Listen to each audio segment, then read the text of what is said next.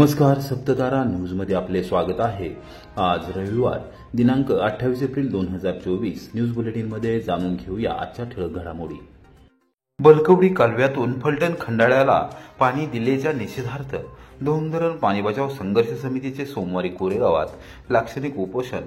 प्रकल्पीय तरतुदींचे उल्लंघन करून धोम धरणातून बलकवडी कालव्याद्वारे फलटण आणि खंडाळा तालुक्याला पाणी सोडल्याच्या निषेधार्थ धोम धरण पाणी बचाव संघर्ष समितीच्या वतीने सोमवार दिनांक 29 एप्रिल रोजी कोरेगाव येथील तहसीलदार कार्यालयासमोर लाक्षणिक उपोषण केले जाणार आहे। त्यामध्ये कार्यक्षेत्रातील शेतकरी मोठ्या संख्येने सहभागी होणार आहेत, अशी माहिती समितीचे अध्यक्ष CR बर्गे व कार्यवाह पृथ्वीराज बर्गे यांनी रविवारी रात्री 8 वाजता दिली। सातारा सिंचन मंडळासह कोरेगावचे प्रांताधिकारी व तहसीलदार यांना संघर्ष समितीच्या वतीने निवेदन देऊनही आणि सातत्याने वस्तुस्थिती निदर्शनास आणून देऊन देखील धोम धरणातून बलकवडी कालव्यातून खंडाळा आणि फलटण तालुक्याकडे पिण्यासाठीचे पाणी नावाखाली पाणी सोडण्यात आले आहे। केवळ राजकीय आकसाने धोम धरण लाभ क्षेत्रातील शेतकऱ्यांचे हक्काचे पाणी बलकवडी कालव्यातून सोडण्यात आले आहे। धोम बलकवडी धरणातील त्या परिसरासाठी राखीव असलेले पाण्यापेक्षाही जास्त पाणी यापूर्वीच त्यांना देण्यात आलेले असताना नियमबाह्यरित्या प्रकल्पीय तरतुदींचा भंग करून सोडलेले पाणी रविवार दिनांक 28 एप्रिलपर्यंत बंद करण्यात आले नाही। त्यामुळे बलकवडी कालव्यातून पाणी सोडल्याच्या निषेधार्थ लाक्षणिक उपोषण करण्यात येणार आहे। त्याची तयारी पूर्ण झाली असेल तहसीलदार कार्यालयासमोर भव्य मंडप उभारण्यात आला आहे। धोम बलकवडीच्या कॅनॉलमधून फलटण आणि खंडाळ्याला पाणी सोडण्यात आलेलं आहे। हे बेकायदेशीर पाणी असून हा कोरेगाव, वाई, जावळी आणि सातारा तालुक्यातल्या शेतकऱ्यांच्यावर अन्यायकारक असा आहे। वस्तुतः खंडाळा आणि फलटणसाठी जे धोम धरणातलं जे पाणी आहे, त्यांच्या वाट्याचं जे पाणी आहे ते ऑलरेडी त्यांनी घेऊन गेलेले आहे। त्याच्याबरोबर त्याच्यापेक्षा जास्त पाणी त्यांनी पहिल्यांदाच नेलेलं आहे आणि आता पिण्याच्या नावाखाली शेतीसाठी हे पाणी घेऊन जात आहेत याची इथल्या सर्व शेतकऱ्यांना जाणीव आहे। आमच्यावर असणारा अन्याय जर थांबला नाही तर मात्र आम्हाला आमरण उपोषणाशिवाय पर्याय राहणार नाही, कारण आमचे संपूर्ण शेती उद्ध्वस्त होणार आहे। खरं तर या दुष्काळानं आमचं आधीच नुकसान झालेलं आहे आणि त्यात ह्या राज्यकर्त्यांच्या असल्या गलथान कारभारामुळं आमचं मोठं नुकसान या ठिकाणी होणार आहे आणि ते वाचवण्याची साठीच आम्ही सर्व शेतकरी या ठिकाणी आंदोलन करणार आहोत। कोरेगावात पाणी टंचाई निवारणासाठी चक्क नगरसेविकेच्या वडिलांनी हातात घेतले ट्रॅक्टरचे स्टेअरिंग, संपूर्ण प्रभागात वाटले पिण्याचे पाणी। कोरेगाव शहरातील सर्वात श्रीमंत व सर्वात गरीब प्रभाग म्हणून प्रभाग क्रमांक 1 ची विशेष ओळख आहे। लक्ष्मीनगर, राजीव गांधी नगर व टेक परिसर या प्रभागात मोडत असून गेले काही दिवसांपासून पाणी टंचाई जाणवत असल्याने नगरसेविका स्नेहल आवटे यांचे वडील अर्जुनदादा आवटे यांनी स्वतः नगरपंचायतीच्या पाण्याच्या टँकरचे स्टेअरिंग हाती घेतले आणि प्रभागातील प्रत्येक परिसरात स्वतः पाण्याचे वाटप केले। एकही घर पाण्यापासून वंचित राहणार नाही याची दक्षता त्यांनी घेतली।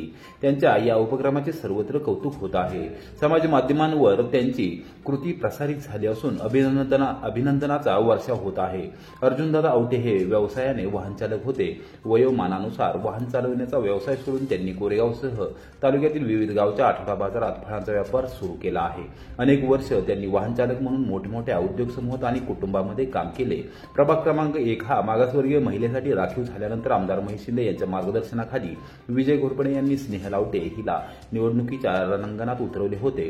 कृष्णा खोरे विकास महामंडळाचे उपाध्यक्ष आमदार महेश शिंदे यांच्या नेतृत्वाखाली कोरेगाव विकास आघाडीतून त्यांनी या निवडणुकीत नेत्रदीपक विजय मिळवला। त्यांच्या या विजयामध्ये साहेब युवा मंचचे संस्थापक अध्यक्ष विजय घोरपडे यांच्यासह सोमनाथ शिंदे, संजय खरात, दादासाहेब खांडेकर, दशरथ सपकाळ, संतोष शिंदे, अमोल उगाडे, युवराज जाधव, संजय पाटोळे, शंकर जाधव, अतुल जावळे, विजय मदने, शानू टाक, रुपेश वाल्मिकी, महेश वाल्मिकी, महेश बर्गे, प्रवीण बर्गे, गजानन गुजले, सतीश भोरे, अनिकेत जाधव यांच्यासह तरुण कार्यकर्त्यांचा संचाचा मोठा वाटा राहिला आहे। अत्यंत सामान्य नगरसेवक म्हणून हे कुटुंब, विशेषतः स्नेहल आवटे व अर्जुनदादा आवटे यांचा प्रभागात वावर असतो। पथदिवे, नाले स्वच्छता व पाणीपुरवठा याविषयी ते कायम लक्ष देतात। सकाळी लवकर त्यांचा फेरफटका सुरू होतो। सर्वांची खाली खुशाली विचारून ते आपल्या व्यवसायाकडे निघून जातात। गेले काही दिवसांपासून प्रभागात पाणी टंचाई जाणवू लागली। प्रभागातील सार्वजनिक विहीर स्वच्छतेचा प्रस्ताव त्यांनी सादर केला होता, मात्र लोकसभा निवडणुकीच्या आचारसंहितेत तो अडकल्याने आता प्रत्येक प्रभागात आमदार महेश शिंदे यांच्या मार्गदर्शनाखाली पाण्याचे टँकर सुरू करण्यात आले आहे। शनिवारी आणि रविवारी शासकीय सुट्टी आली। त्याचबरोबर नगरपंचायतीच्या कर्मचाऱ्यांना लोकसभा निवडणुकीसाठी नेमण्यात आल्याने पाणी पुरवठ्यामध्ये अडचण जाणवत येत होती। ही बाब लक्षात येताच अर्जुनदादा आवटे यांच्यामधील वाहनचालक जागा झाला। त्यांनी विजय घोरपडे यांच्याशी चर्चा करत थेट नगरपंचायतीचा टँकर पाण्याने भरून आणला आणि प्रभागात सर्वत्र वाटला। शनिवारी सकाळपासून सुरू झालेली त्यांची ही मोहीम रविवारी दुपारपर्यंत सुरू होती। ते स्वतः ट्रॅक्टर चालवत टँकर नागरिकांच्या घरासमोर उभा करत होते। तोपर्यंत नगरसेविका स्नेहल आवटे या पुढच्या परिसरात जाऊन पाण्याची भांडी घराबाहेर घेऊन येण्याचे आवाहन प्रत्येक कुटुंबात करत होत्या। एकूणच आमदार महेश शिंदे यांनी सर्वसामान्य कुटुंबातील नगरसेवक केल्याने आमची पाणी टंचाई कुठे गेली आहे, आम्हाला आता पाणी कमी पडत नाही, अशी प्रतिक्रिया प्रभागातील नागरिकांनी व्यक्त केली। या संदर्भात अर्जुनदादा आवटे यांनी अत्यंत सामान्य प्रतिक्रिया व्यक्त केली। ते म्हणाले, आमदार महेश शिंदे व विजय घोरपडे यांनी मोठ्या विश्वासाने नगरपंचायतीत काम करण्याची संधी आम्हाला दिली आहे। सर्वसामान्य जनतेने लोकशाहीतील सर्वात महत्त्वाचे मत आम्हाला देऊन विजय केले, त्यातून उतराई होण्यासाठी आम्ही हे पाणी टंचाई निवारणाचे शिवधनुष्य हाती घेतले आहे।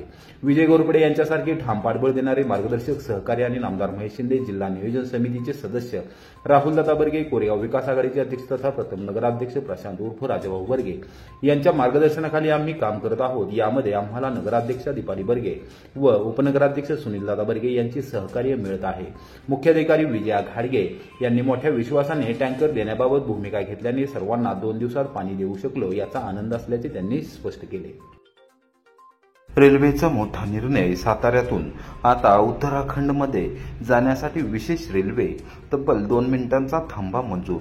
देशभरातील शालेय व महाविद्यालयीन परीक्षांचा हंगाम संपत आला असून पर्यटनासाठी आता जो तो घराबाहेर पडणार ही शक्यता गृहीत धरून रेल्वेने, विशेषतः दक्षिण पश्चिम रेल्वेने आता उत्तराखंडमध्ये जाणाऱ्या पर्यटक आणि भाविकांसाठी विशेष रेल्वे सुरू केली आहे। ही रेल्वे कर्नाटकातून सुटणार असली तरी तिला सातारा येथे 2 मिनिटांचा थांबा देण्यात आला आहे। त्याचबरोबर आरक्षणाची सुविधा देखील उपलब्ध करून देण्यात आली आहे। हुबळी योगन नगरी ऋषिकेश विशेष रेल्वे क्रमांक 06225 ही हुबळी येथून सोमवारी दिनांक 6, 13, 20 आणि 27 मे रोजी रात्री 9:45 सुटणार असून साताऱ्यात दुसऱ्या दिवशी पहाटे 5:23 पोहोचणार आहे। 2 मिनिटांचा थांबा घेऊन ती 5:25 पुढच्या प्रवासाला मार्गस्थ होणार आहे।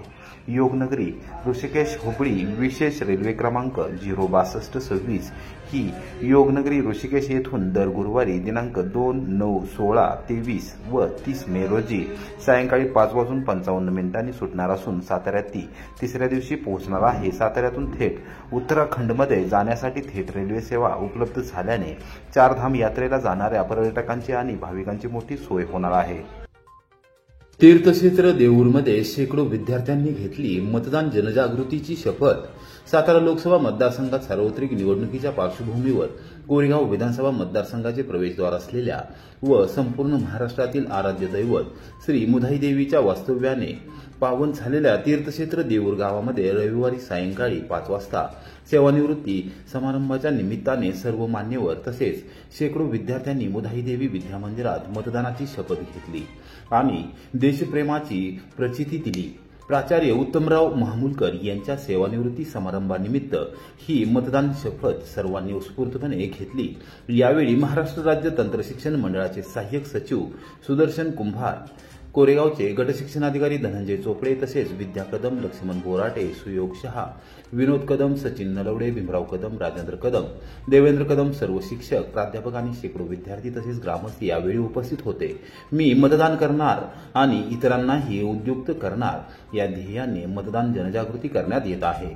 विद्यार्थी, महिला, दिव्यांग, माजी सैनिक अशा सर्व घटकांना या जनजागृतीमध्ये शक्य तेवढे सामावून घेण्यात येत आहे। आशा सेविका, अंगणवाडी सेविका, कृषी कर्मचारी, महसूलचे कर्मचारी, जिल्हा परिषद, पंचायत समिती, ग्रामपंचायत कर्मचारी अशा सर्व सरकारी विभागांचे कर्मचारी, अधिकारी शक्य तेवढे मतदान जनजागृती करीत आहेत। या सेवानिवृत्तीवेळी येऊ घातलेल्या लोकसभा निवडणुकीचे औचित्य साधून मतदानाची प्रतिज्ञा घेण्यात आली। सर्वांनी उत्स्फूर्तपणे मतदानाची जागृती करण्याचा निर्धार केला। सर्व विद्यार्थ्यांना यावेळी मतदान आणि लोकशाही याविषयी माहिती देण्यात आली। विद्यार्थ्यांनी देखील उत्सुकतेने ही सर्व माहिती जाणून घेतली।